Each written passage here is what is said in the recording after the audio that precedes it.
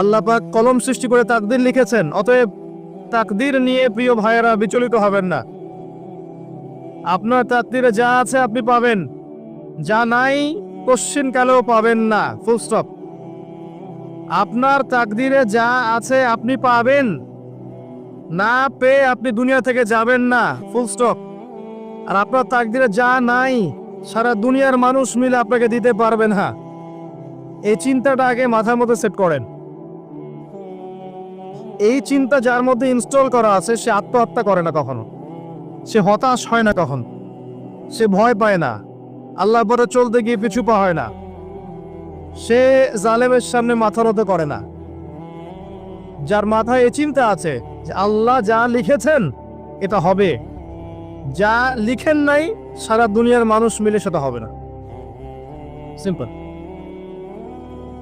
এর মধ্যে আল্লাহ পাক পরীক্ষায় ফেলবেন, ওই বিষয়টা ডিফারেন্ট। আমি অবশ্যই তোমাদেরকে পরীক্ষা করব ভয় দিয়ে, ক্ষুধা দিয়ে, সন্তানের কি ইন্তেকাল দিয়ে, ফসলের ক্ষতি দিয়ে, সম্পদের ক্ষতি দিয়ে আমি পরীক্ষা করব। কিন্তু যারা সবর করবে এবং যারা এই কনসেপ্ট রাখবে ইন্না লিল্লাহি ওয়া ইন্না ইলাইহি রাজিউন, এদেরকে আল্লাহ পাক প্রশংসা করেছেন, ইনশাআল্লাহ এরা সফল হবে। আল্লাহ পাক তাকদীর লিখে ফেলেছে, তাকদীর নিয়ে টেনশন করবেন না, রিজিক নিয়ে টেনশন করবেন না। এখনকার যুব সমাজের সবচেয়ে বড় টেনশন রিজিক। একটা জব, একটা ভালো জব, একটা ভালো ব্যবসা, সে সিকিউরড লাইফ চাচ্ছে, রিজিক নিয়ে চিন্তা করবেন না। আপনার কাছে যে রিজিক আছে এটা আপনার কাছে আসবেই ইনশাআল্লাহ। হয়তো সময় লাগছে কিন্তু আপনার কাছে আসবে ইনশাআল্লাহ তাআলা। আপনি হালালের উপর থাকবেন, ন্যায়ের উপর থাকবেন, আপনি অন্যায় পথে রিজিক সার্চ করবেন না। আপনার তাকদিরে যে রিজিক আছে আপনার কাছে আসবে ইনশাআল্লাহ। এবার আসেন, আল্লাহ পাক এরপরে সৃষ্টি করেছেন মহাবিশ্ব, এই পুরো মহাবিশ্ব। তাকদির লিখার পরে মহাবিশ্ব কয় দিনে? ফি সিত্তাতি আইয়াম, 6 দিনে। মাত্র 6 দিনে আল্লাহ পাক পুরো মহাবিশ্ব সৃষ্টি করেছেন।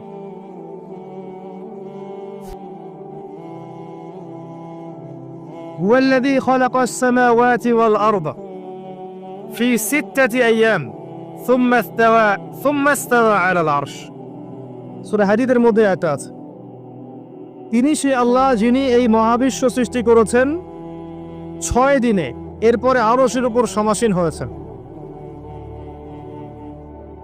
আল্লাহ পাক এর একদিন আমাদের একদিনের মতো নয়, বরং কিয়ামতের মাঠে যেদিন আমরা দাঁড়িয়ে থাকব এই দিনটা হবে আল্লাহর হিসেবে 50,000 বছরের সমান। মানুষ অস্থির হয়ে থাকবে, বিচার শুরু হচ্ছে না কেন। অপেক্ষা করা কাজটা খুব যন্ত্রণাদায়ক, তাই না? কারো জন্য অপেক্ষা করা, অপেক্ষা করে আছেন, 1 ঘন্টা পর আসবে, এলো না, আপনি অস্থির হবেন। 2 ঘন্টা পর এলো না, 10 ঘন্টা পর এলো না, আপনি অস্থির হবেন, পায়চারি করবেন, বই পড়বেন, নাস্তা খাবেন, হাঁটাহাঁটি করবেন, আপনি ব্যাকুল হয়ে যাবেন। অপেক্ষা করা একটা ডিফিকাল্ট কাজ। কিয়ামতের মাঠে মানুষ 50,000 বছর অপেক্ষা করবে, বিচার শুরু হচ্ছে না কি জন্যে। সবাই গিয়ে ধন্না দিবে, প্রথমে আদম আলাইহিস সালাম, তারপরে নূহ আলাইহিস সালাম, ইব্রাহিম, মূসা, ঈসা আলাইহিমুস সালাম। আল্লাহর কাছে একটু সুপারিশ করেন, বিচার যেন শুরু হয় অ্যাটলিস্ট। কেউ কিচ্ছু করতে পারবে না, কারণ সবাই বলবে ইয়া নাফসি, ইয়া নাফস। দূর থেকে একজনের আওয়াজ আসবে, যিনি ইয়া নাফসি বলছেন না, যিনি বলছেন ইয়া উম্মতি, ইয়া উম্মতি। সবাই তার কাছে যাবে এবং তিনি আমাদের নবী মুহাম্মদুর রাসূলুল্লাহ সাল্লাল্লাহু আলাইহি ওয়াসাল্লাম সিজদায় পড়ে যাবেন এবং তার উম্মার জন্য সুপারিশ করবেন। উম্মার কবিরা গুনাহগার ব্যক্তিদেরকে সুপারিশ করে তিনি জান্নাতে নিয়ে যাবেন ইনশাআল্লাহ। আল্লাহ তাকে ওয়াদা করেছেন, হে নবী, তোমার উম্মতের কোনো ব্যক্তি যদি শিরিক না করে আমার সামনে উপস্থিত হয় আমি তাকে মাফ করে দেব ইনশাআল্লাহ। হাদিসে কুদসির মধ্যেও আছে যে হে আদম সন্তান, তুমি যদি দুনিয়ার সমান পাপ নিয়ে, আসমান জমিন সমান পাপ নিয়ে আমার সামনে দাঁড়াও, কিন্তু আমার সাথে কাউকে শরীক করনি, তাহলে আমি আল্লাহ তোমার সামনে আসমান জমিন সমান ক্ষমা নিয়ে উপস্থিত হব ইনশাআল্লাহ। শোনেন, 1999 জন মানুষ জাহান্নামে যাবে। প্রতি 1999 জন মানুষ জাহান্নামে যাবে। সহিহ বুখারীর হাদিস 4 বার এসেছে। এখানে ইকুয়েশনটা এমন না যে ম্যাথামেটিক্যালি ক্যালকুলেট করতে হবে, এমন নয়। এটা দিয়ে আধিক্য বোঝানো হচ্ছে বেশিরভাগই জাহান্নামে যাবে। এই কথা আল্লাহ পাক কিন্তু সূরা আরাফের মধ্যে বলেছেন 179 নম্বর আয়াতে, ওয়ালাকাদ যারা'না লিজাহান্নামা কাসীরাম মিনাল জিন্নি ওয়াল ইনস। একই বিষয়ে কোরআন হাদিস পরস্পর মিলে যায়। এখানে একটা বিষয় বুঝতে হবে, আল্লাহ পাক বলেছেন সূরা নিসার মধ্যে, ইন্নাল্লাহা লা ইয়াগফিরু আন ইউশরাকা বিহি ওয়া ইয়াগফিরু মা দুনা যালিকা লিমান ইয়াশা। আল্লাহ পাক তার সাথে শিরকের গুনাহ মাফ করবেন না, এছাড়া যে কোনো গুনাহ আল্লাহ পাক যাকে ইচ্ছা মাফ করতে পারে। তার মানে যে বেশিরভাগ মানুষ জাহান্নামে যাচ্ছে, তাদের আমলনামায় কোন পাপ থাকতে পারে? কথা বোঝা যাচ্ছে কি? নিঃসন্দেহে তাদের আমলনামায় শিরকের পাপ থাকবে। এটা বুঝতে আপনাকে পিএইচডি করার দরকার নাই। আল্লাহ পাক শিরক ব্যতীত যে কোনো পাপ যাকে ইচ্ছা মাফ করতে পারে। তার মানে তারা জাহান্নামে যাচ্ছে বিকজ অফ শিরক। আমাদের মুসলিমরা এখন শিরক বোঝে না, অমুসলিমরা তো শিরক করেই। যেমন কেউ বলছে ওয়াকালাতিল ইয়াহুদু উযাইরুন ইবনুল্লাহ, বলছে উযাইর আল্লাহর সন্তান, নাউযুবিল্লাহ। শিরক। অথচ ওরাই এখন বিশ্বকে রুল করছে, তাই না? ওয়াকালাতিন নাসারা আল মাসীহ ইবনুল্লাহ, নাসারা বলছে যে ঈসা ইবনে মারইয়াম আল্লাহর সন্তান, তাই না? অথচ ওই সভ্যতাই এখন বিশ্বকে রুল করছে। যালিকা কাউলুহুম বিআফওয়াহিহিম, এটা ওদের মুখের কথা, এটা জাস্ট মুখের কথা। আবার অনেক সময় দেখা যায় যে আল্লাহকে বাদ দিয়ে আমরা মাধ্যম পূজাও করছি। অমুসলিমরা তো শিরক করছেই, যারা মুসলিম তারা দেখবে আল্লাহকে বাদ দিয়ে মাধ্যম পূজা শুরু করেছে। মাজারের পূজা করছে, কবরের পূজা করছে, মৃত ব্যক্তির ওসিলায় পার পাওয়ার চেষ্টা করছে। মুসলিম থেকে দেখবেন তাকদীরকে অস্বীকার করছে, আল্লাহর হালালকে হারাম করছে, আল্লাহর হারামকে হালাল করছে। মুসলিম থেকে দেখবেন যে হাতে একটা আংটি পড়েছে, ভাই কি জন্য পড়েছেন? এই রোগ ভালো হবে আমার। গলায় একটা বালা ঝুলিয়েছে, কোমরে একটা মাদুলি, ভাই এগুলো কেন? এগুলোতে রোগ ভালো হবে। মুসলিমদের কথা বলছি, অমুসলিমদের কথা বাদ দেন। যারা বলছে আল্লাহর সন্তান আছে, ওদের কথা তো বলার দরকার নেই আমাদের, কারণ এগুলো স্পষ্ট শিরক। তবে এতটুকু বলি যে 25শে ডিসেম্বরে যারা বলেছে মেরি ক্রিসমাস, বলেছে না?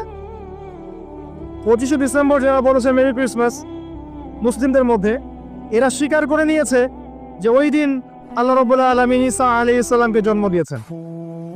নাউযুবিল্লাহ, নাউযুবিল্লাহ। আর এটা এত বড় একটা কথা, এই কথা যদি আসমান জমিন আর পাহাড় শুনে রিয়াক্ট করতে পারতো, থরথর করে কেঁপে ভেঙে যেত ওরা। সূরা মারিয়ামের শেষের দিকে পড়ে দেখা, وقالوا اتخذ الرحمن ولدا لقد جئتم شيئا إدا تكاد السماوات والأرض يتفطرن منه وتنشق الأرض وتخر الجبال هدا। পরেন অর্থটা, আসমান জমিন পাহাড় যদি এই কথা শুনে রিয়াক্ট করতে পারতো, এরা চৌচির হয়ে যেত। এত বড় একটা কথা বলেছো তোমরা, ঈসা আলাইহিস সালামকে আল্লাহ পাক জন্ম দিয়েছেন, নাউযুবিল্লাহ।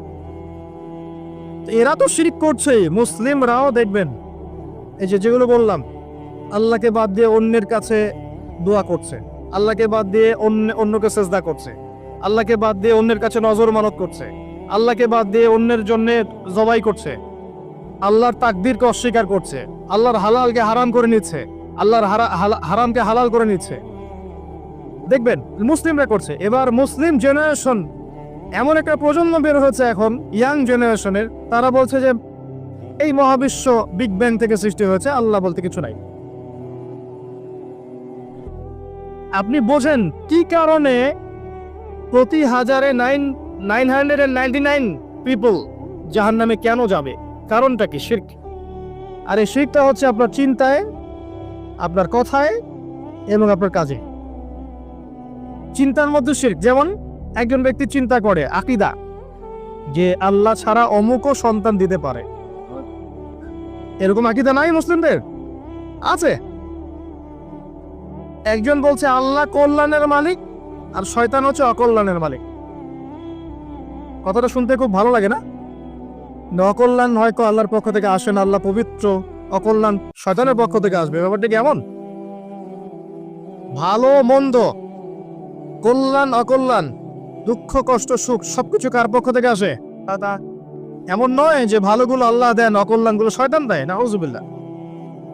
এরকম আকীদা আছে মানুষের।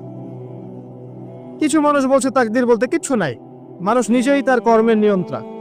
সে কিছু মানুষ বলছে যে ভাগ্যই সব, মানুষের কাজের কোনো স্বাধীনতা নাই। মানে ভাগ্যই সব, আমার কাজের কোনো স্বাধীনতা নাই, আমি কলের পুতুল। চুরি করেছো কেন? আল্লাহ তাকদীর লিখেছে তাই। সুদ খাও কেন? ঘুষ খাও কেন? রিলিফের মাল মেরে খাও কেন? আল্লাহ তাকদীর লিখেছে তাই। এরকমও কিছু মানুষ আছে। প্রত্যেক পদে পদে আপনি শিরক পাবেন। আপনি আল্লাহকে ছাড়া সেজদা দেখতে পারবেন, আল্লাহকে ছাড়া মানুষ নজর করছে, মানত করছে, কসম করছে, কুরবানি করছে, সেজদা করছে, দোয়া করছে এবং ওসিলা পূজা করছে যে আল্লাহ বাদ দিয়ে অমুকে আমাকে পরকালে পার করিয়ে দিবে। নাউযুবিল্লাহ বলছেন ঠিকই, কিন্তু আমাদের দেশের বহু মানুষের আকীদা এমন যে আমাকে পরকালে পার করায় দেওয়ার লোক আছে, সমস্যা নাই। শোনেন, পরকালের প্রতিটা সুপারিশ আল্লাহর ইখতিয়ারে। একজন শহীদ, আল্লাহর পথে শহীদ, তিনি কিন্তু সুপারিশ করবেন, কিন্তু তিনি নিজের ক্ষমতায় করবেন না আল্লাহর ক্ষমতায় করবেন? আল্লাহর ক্ষমতা। আলেম, হাফেজ, আল্লাহর পথের যারা মুজাদ্দিদ ছিলেন, আল্লাহওয়ালা আউলিয়া মানুষ, নবীগণ, সিদ্দিকগণ, সুহাদা সুপারিশ করবেন নিজেদের ক্ষমতায় না আল্লাহর ক্ষমতায়? আকীদা স্পষ্ট না থাকলে তখন আমল করতে গিয়ে শিরক হয়ে যাবে। আর শিরক হলেই কি হবে? ওই যে বললাম, প্রতি হাজারে 999 জন মানুষ জাহান্নামে যাব। এবার আসেন, আল্লাহ পাক মহাবিশ্ব সৃষ্টি করেছেন কয়দিনে? এই কিয়ামতের মাঠ কত বছর হবে? কে সেজদা করবেন, সুপারিশ করবেন আমাদের জন্য? মুহাম্মদ সাল্লাল্লাহু আলাইহি ওয়াসাল্লাম। এবার আসেন, যে নবী আমার জন্য সুপারিশ করবেন, যেই নবী আমার জন্য হাউজে কাউসারে দাঁড়িয়ে থাকবেন, যেই নবীকে আমাকে কবরে দেখানো হবে এবং জিজ্ঞাসা করা হবে মান হাযা রাজুল বুইসা ফীকুম, কতজন যুবক, কতজন মানুষ আর কতজন মুসলিম মুহাম্মদ সাল্লাল্লাহু আলাইহি ওয়াসাল্লামের এই সুন্নাহগুলো আমরা মেনে চলি। যাকে কবরে দেখানো হবে, যিনি সুপারিশ করবেন, যিনি আমাদেরকে ছাড়া জান্নাতে যাবেন না, যিনি হাউজে কাউসারে দাঁড়িয়ে থাকবেন, যিনি জান্নাতের দরজায় প্রথম কড়া নাড়বেন এবং যিনি তার উম্মতকে নিয়ে ফিকির করছেন কিয়ামতের মাঠেও, ইয়া উম্মতি ইয়া উম্মতি, উম্মতের মধ্যে কতজন যুব সমাজ মুহাম্মদ সাল্লাল্লাহু আলাইহি ওয়াসাল্লামের সুন্নাহ মেনে চলে? বলেন। মুহাম্মদ সাল্লাল্লাহু আলাইহি ওয়াসাল্লামের উম্মাহ এখন ম্যাক্সিমাম মানুষ নামাজ পড়ে না। মুহাম্মদ সাল্লাল্লাহু আলাইহি ওয়াসাল্লামের উম্মার মধ্যে ম্যাক্সিমাম মানুষ এখন কোরআন পড়তে জানে না। মুহাম্মদ সাল্লাল্লাহু আলাইহি ওয়াসাল্লামের উম্মাহ হয়েও আমরা কোরআনের অর্থ বুঝি না, কোরআনের হুকুম আহকাম মানি না, তার সুন্নাত নিজেদের ব্যক্তি জীবনে, পারিবারিক জীবনে, সামাজিক জীবনে অ্যাপ্লাই করি না। বরং তার আদর্শ মেনে চললে আমাদেরকে মনে হয় আমরা পিছিয়ে পড়েছি। কোন মুখ নিয়ে আমরা তার সামনে দাঁড়াবো এটা ফিকির করতে হবে। আল্লাহ পাক মুহাম্মদ সাল্লাল্লাহু আলাইহি ওয়াসাল্লামকে বলবেন কিয়ামতের মাঠে, সূরা ফুরকান নিয়ে আলোচনা হচ্ছিল না? ওই সূরাতেই আছে। আল্লাহ পাক বলবেন যে তোমার কওমের কি হয়েছিল, কিভাবে বিভ্রান্ত হলো তোমার কওম। নবী সাল্লাল্লাহু আলাইহি ওয়াসাল্লাম শিকায়াত করবেন, ইন্না কওমি ইত্তাখাযু হাযাল কুরআনা মাহজুরা। শিকায়াতটা শোনেন, শিকায়াতটা শোনেন। নবী সাল্লাল্লাহু আলাইহি ওয়াসাল্লাম বলবেন, আমার কওম হে আল্লাহ কোরআনকে পরিত্যাগ করেছিল, আমার কওম হে আল্লাহ কোরআনকে পরিত্যাগ করেছিল। কি করছি কোরআন কেন্দ্রিক আমরা? কতজন কোরআন পড়তে জানি? হাত উঁচু করেন দেখি। মাশাআল্লাহ। নামা সংখ্যা অনেক, আলহামদুলিল্লাহ। এবার বলেন কতজন কোরআনের ভাষাটা বুঝি? হাত উঁচু করেন দেখি। কোরআন পড়েন মাশাআল্লাহ। আয়াতুল কুরসি মুখস্থ আছে কয়জনের? হাত তুলুন। সবার মুখস্থ আছে। এবার বলেন কতজন অর্থ জানেন আয়াতুল কুরসির অর্থ? এটা পরিচিত আয়াত বললাম, একদম পরিচিত। 4-5 জন। দেখেন, ইন্না কওমি ইত্তাখাযু হাযাল কুরআনা মাহজুরা। যে কিতাবের ভিতরে ঢুকতে পারিনি আমরা, তার হুকুম আহকাম বিধিবিধান কেমন করে বাস্তবায়ন হওয়া সম্ভব বলেন? আল কোরআনের আলো যে ঘরে ঘরে জ্বালাতে চাই আমরা, প্রত্যেক ঘরের মানুষ যদি কোরআন না পড়ে না বোঝে কিভাবে জ্বলবে আমাকে বলে? শুধু স্লোগান দিয়ে জ্বলবে? শুধু শোডাউন করে জ্বলবে? আইওয়াশ করে জ্বলবে? আর এই জ্বলানোর দায়িত্ব কি সবার আগে রাষ্ট্রের না ব্যক্তির? ব্যক্তি ঠিক হচ্ছে না, রাষ্ট্রের দিকে আঙ্গুল তোলার কি দরকার? তো নিজেই ঠিক হচ্ছে না। নামাজ পড়তে রাষ্ট্র বাধা দিয়েছে নাকি? কোরআন তেলাওয়াত শিখতে রাষ্ট্র বাধা দিয়েছে? আরবি ভাষা শিখবেন, আপনি ব্যাকরণ শিখবেন, মাদ্রাসায় পড়বেন, কোরআন হাদিস গবেষণা করবেন, রাষ্ট্র বাধা দিয়েছে? নিজেই ঠিক হচ্ছি না, মানুষের দিকে আঙ্গুল তোলার সময় মাশাল। আপনি তো এমন একটা যুগে আছেন, এখন এমন একটা সমাজে আমরা এখন বসবাস করছি, যেই সমাজে এবং যেই বিশ্বে বৈশ্বিক কন্ট্রোলটা মুসলিমদের হাতেই নাই। পুরো বিশ্বের কন্ট্রোলটা মুসলিমদের হাতে নেই এখন। বিগত 100 বছর ধরে আমরা যে আপোষে ইখতিলাফে লিপ্ত ছিলাম, এই সময়গুলোর মধ্যে পৃথিবীর একটা সভ্যতা এত রাইজ করে গেছে যে তারা এখন আমাদেরকে উঠতে বললে উঠি, বসতে বললে বস। হ্যাঁ, বাস্তবতা এমন। অনেকে মনে হতে পারে না কথা ঠিক নয়, কথা ভুল। বাস্তবতা এমনই। পৃথিবীর বড় বড় সেকশন, পলিটিক্স, ইকোনমিক্স, আপনার জিওপলিটিক্স, মিডিয়া, সামরিক বিষয়, প্রযুক্তি, শিক্ষা এবং দর্শন, এই সমস্ত বিষয়গুলো এখন করে। জান, আপনি মনে হতে পারে না কথা সম্পূর্ণ ঠিক নয়, কিন্তু বাস্তবতা এমন। বাস্তবতাটা এমন। অথচ সংখ্যায়, ভৌগোলিক দিক থেকে, আয়তনে, জনবলে, প্রাকৃতিক সম্পদে মুসলিমদের চেয়ে সেরা কেউ নাই পৃথিবীতে। তারপরেও আমাদের এই অবস্থার কারণ কি জানেন? ওই যে ইন্না কওমি ইত্তাখাযু হাযাল কুরআনা মাহজুর। আমার কওম আল্লাহ কোরআন থেকে দূরে ছিল, কোরআনকে পরিত্যাগ করেছে। কারণগুলো বলছি শোনেন। কারণ হচ্ছে কোরআন থেকে দূরে থাকা, কারণ হচ্ছে নবী সাল্লাল্লাহু আলাইহি ওয়াসাল্লামের সুন্নাহ থেকে দূরে থাকা, কারণ হচ্ছে আপোষে ইখতিলাফ, বিভেদ, অনৈক্য, কারণ হচ্ছে আপোষে গীবত, তহমত, কাদা ছড়াছড়ি, সমালোচনার সংস্কৃতি, কারণ হচ্ছে আমাদের হারাম রিজিক, কারণ হচ্ছে পারিবারিক আদর্শের মূল্যবোধের অবক্ষয়, কারণ হচ্ছে দুর্নীতি, করাপশন, কারণ হচ্ছে বিশ্বকে চ্যালেঞ্জ করার মানসিকতার অভাব, কারণ ধৈর্যের অভাব, সাহসের অভাব, কারণ হচ্ছে সেই নববী যুগের ঈমান, আমল, তাকওয়ার অভাব। উমর রাদিয়াল্লাহু আনহুর যুগে আমরা এমন ছিলাম? উসমান রাদিয়াল্লাহু আনহুর সময় এমন ছিলাম? আলী ইবনে আবি তালিবের সময় এমন ছিলাম? আবু বকর সিদ্দিকের সময় এমন ছিলাম? উমর রাদিয়াল্লাহু আনহুর যুগে ওই খেজুর পাতার মসজিদে বসে একটা হুঙ্কার ছাড়লে রোমান সম্রাট হিরাক্লিয়াসের এই যে তখ্ত থরথর করে কেঁপে যায়। খেজুর পাতার মসজিদ, বসে আছেন, শুয়ে আছেন খলিফা মাটির মধ্যে, এই যে খেজুরের চাটাইয়ের উপরে। এই খলিফা যদি দাঁড়িয়ে একটা হুঙ্কার দেন, তাহলে রোমক সাম্রাজ্যের এই যে সিংহাসনের নিচের মাটি সরে যায়। ওদের কথা বাদ দেন, সাহাবায়ে কেরাম রাদিয়াল্লাহু আনহুম আজমাইন, তারা তো মাশাআল্লাহ জান্নাতের সার্টিফিকেট প্রাপ্ত। তার পরের জেনারেশনে আসা উমাইয়া খেলাফত, তখন কি আমরা এমন ছিলাম? দীর্ঘদিন, প্রায় 132 বছরের মতো তারা শাসন করেছে। তখন কি মুসলিমদের অবস্থা এমন ছিল? আব্বাসীয় খেলাফত, অনেক দিন, 500-র মতো বছর তারা শাসন করেছে। তখন কি আমাদের অবস্থা এমন ছিল?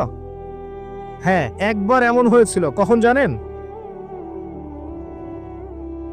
হালাকু খায়ের সময়। মঙ্গলদের নাম শুনেছেন? চেঙ্গিস খান নাম শুনেছেন? আচ্ছা, ওরা যখন বাগদাদকে আক্রমণ করেছিল তখন মাত্র 40 দিনের ব্যবধানে বাগদাদকে তারা ধ্বংসস্তূপে পরিণত করেছে। কথিত আছে 10 লাখ, কেউ বলে 15 লাখ, কেউ বলে 20 লাখ মানুষকে 40 দিনের মধ্যে হত্যা করা হয়েছে। ম্যাসাকার। আপনাদেরকে একটা তথ্য দেই, যখন মঙ্গোলিয়ানরা বাগদাদকে আক্রমণ করছিল তখনও কিছু মানুষ বসে বসে ইখতিলাফ করছিল এই কাকড়ার মাংস খাওয়া যায় কি যায় না। আমার কথা বুঝে আসে না? যখন মঙ্গোলিয়ানরা মুসলিমদেরকে আক্রমণ করছিল বাগদাদে এবং লাশের পর লাশ ফেলে দিচ্ছে, তখনও কিছু মানুষ বসে বসে তর্ক করছে, বাহাস করছে কাকড়া খাওয়া জায়েজ না না জায়েজ। ওই সময় নিশ্চয়ই এটা গুরুত্বপূর্ণ কাজ ছিল নাকি? ওই সময় গুরুত্বপূর্ণ কাজ কি ছিল বলেন? ওদেরকে প্রতিহত করা নয় কি? এখন যারা মুসলিমদের সাথে এমন আচরণ করছে, এখনো কি আমরা সেই কাজই করছি না? এই মানসিকতা থেকে বের না হতে পারলে কি আমাদের উন্নতি হবে ভাই?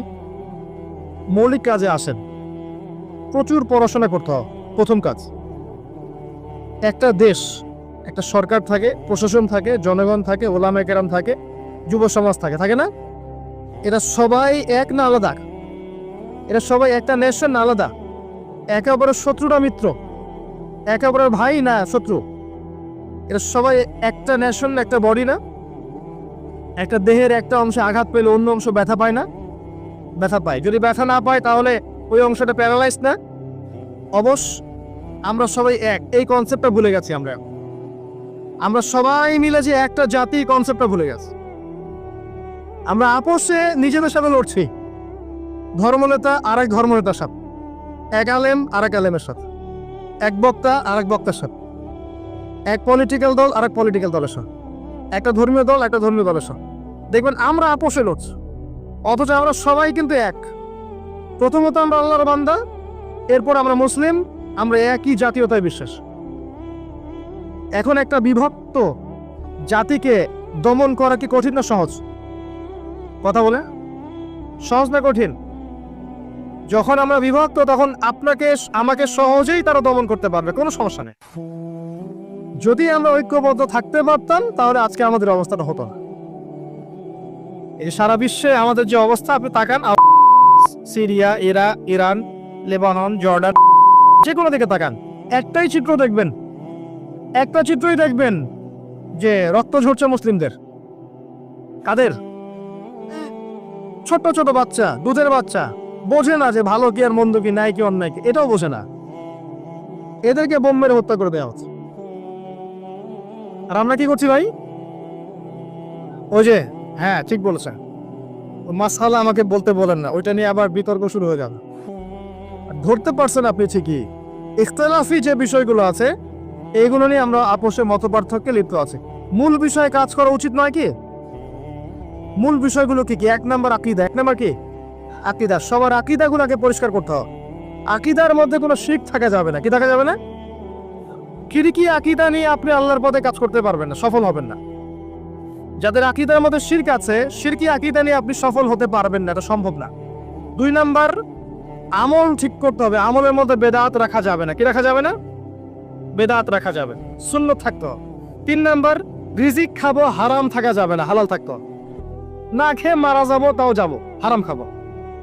কথা বোঝা যায় কি? খাবো না, বা 3 বেলার জায়গায় 1 বেলা খাবো, হারাম খাবো, পারা যাবে ইনশাআল্লাহ। আমি জানি আর কেউ পারুক না পারুক, ইয়াং জেনারেশন পারবে ইনশাআল্লাহ। আর কেউ পারুক না পারুক, আমাদের তরুণ প্রজন্ম পারবে ইনশাআল্লাহ। 4 নাম্বার, পরিবার গড়ব নববী আদর্শে। হ্যাঁ, পরিবার গড়তে গেলে অনেক ঝামেলা। দেখবেন মা কথা শোনে না, বাবা কথা শোনে না, বা স্ত্রী কথা শোনে না, ভাই কথা শোনে না। পরিবার সবাই যে আপনার মতাদর্শের হবে এমনটা যথেষ্ট নয়, মানে এমনটা জরুরি নয়। পরিবারের সবাই যে আপনার মতাদর্শের হবে এমনটা জরুরি নয়। নূহ আলাইহিস সালামের স্ত্রী কি মুমিন ছিল না কাফের? লূত আলাইহিস সালামের বউ স্ত্রী, তিনি কি মুমিন ছিলেন না কাফের ছিলেন? নূহ আলাইহিস সালামের ছেলে কি ছিল? নৌকায় উঠেছে, বলেছে আমি পাহাড়ে উঠে যাব, ওখানে আমি সেফ। মুহাম্মদ সাল্লাল্লাহু আলাইহি ওয়াসাল্লামের চাচারা ঈমান এনেছিল, তাকে বের করে দিয়েছে দেশ থেকে। আপনার অনেক ক্ষেত্রে এমন হয়েছে সলফে সালেহিনদের ছেলেরাও অনেক সময় অন্যায় করে ফেলেছেন, তারা নিজের হাতে বেত্রাঘাত করে শাস্তি দিয়েছেন, দেন নাই? পরিবারের সবাই, ইব্রাহিম তার পিতা কি কথা শুনেছে? পরিবারের সবাই যে এক আদর্শের হবে এমনটা জরুরি নয়। না, আপনাকে আপনার আন্ডারে আপনার স্ত্রী, আপনার সন্তান, এদেরকে নিয়ে আদর্শ ইসলামিক পরিবার করতে হবে। আর বাকিদেরকে আপনি দাওয়াত দিবেন, কবুল করলে আলহামদুলিল্লাহ, না করলে আপনার দায়িত্ব শেষ। মূল কাজের কথা বলছিলাম, আকীদা ঠিক করা, শিরক থাকবে না। আমল ঠিক করা, বেদাত চলবে না। রিজিকে হালাল থাকবে, হারাম চলবে না। 4 নাম্বার, পরিবারের আদর্শ হবে নববী আদর্শে, এখানে কোনো অপসংস্কৃতি চলবে না। 5 নাম্বার, নিজের যেটুকু প্রতিভা আল্লাহ পাক দিয়েছেন এই প্রতিভাকে দিয়ে দিনের বিজয়ের চেষ্টা করতে হবে। আপনাকে আল্লাহ যা দিয়েছেন, মেধা, অর্থ, সময়, শ্রম, আপনার টাকা পয়সা, আপনার ভালো বুদ্ধি পরামর্শ, আপনি যতটুকু পারেন যে প্রতিভা আল্লাহ পাক দিয়েছেন ওই প্রতিভা দিয়েই দিনকে এগিয়ে নিতে হবে। পারা যাবে? বলতে পারলে বলেন, লিখতে পারলে লিখেন, অ্যাসোসিয়েট করতে পারলে অ্যাসোসিয়েট করেন মানুষকে। যদি আপনি একটা মসজিদ করতে পারেন, মসজিদ করেন, মাদ্রাসা করতে পারলে মাদ্রাসা করেন, ইয়েতিম প্রজেক্ট করেন, বিধবাদেরকে নিয়ে কাজ করেন। আপনি যেটা করতে পারেন একটা প্রজেক্ট করেন, কিছু একটা করেন দিনের জন্য। শিক্ষা প্রজেক্ট হোক, অর্থনৈতিক প্রজেক্ট হোক, সামাজিক প্রজেক্ট হোক, কিছু একটা করেন যাতে দেশ, জাতি, উম্মাহ আপনার দ্বারা উপকৃত হয়। করা যাবে? কাজগুলো কঠিন, কাজগুলো আসলে কঠিন, সবগুলো কাজ সহজ না। আমি হয়তো সহজে বলছি, কাজগুলো এত সহজ নয়। এই কাজগুলো 23 বছর সময় ধরে নবী সাল্লাল্লাহু আলাইহি ওয়াসাল্লাম এবং সাহাবায়ে কেরাম করেছিলেন। মার খেয়েছেন, বয়কটের শিকার হয়েছেন, দেশ থেকে বের করে দেওয়া হয়েছে, হত্যা করা হয়েছে, শুলে চড়ানো হয়েছে, কত কি করানো হয়েছে। এত সহজ নয়, কিন্তু বেসিক কাজ এগুলোই। এমনি এমনি ইসলাম বিজয় লাভ করবে না। ইন্নাল্লাহা লা ইউগাইয়িরু মা বিকওমিন হাত্তা ইউগাইয়িরু মা বিআনফুসিহিম। আল্লাহ পাক কোনো কওমের অবস্থা ততক্ষণ পরিবর্তন করেন না যতক্ষণ তারা নিজেরা নিজেদের অবস্থা পরিবর্তনের চেষ্টা না করে। কিন্তু আল্লাহ বলেছেন, কাম মিন ফিয়াতিন কালিলা গালাবাত ফিয়াতান কাসীরা। কত ক্ষুদ্র ক্ষুদ্র দল ছিল যারা বড় বড় দলের উপর বিজয় লাভ করেছিল আল্লাহর সাহায্যে। কখন বিজয় আসবে? একটা মূলনীতি বলছি, ইন তানসুরুল্লাহ ইয়ানসুরকুম। আবার বলেন, আয়াতটা বললাম, ইন তানসুরুল্লাহ ইয়ানসুরকুম ওয়া ইউসাব্বিত আকদামাকুম। যখন তোমরা আল্লাহকে সাহায্য করবা, আল্লাহ তখন তোমাদেরকে সাহায্য করবে।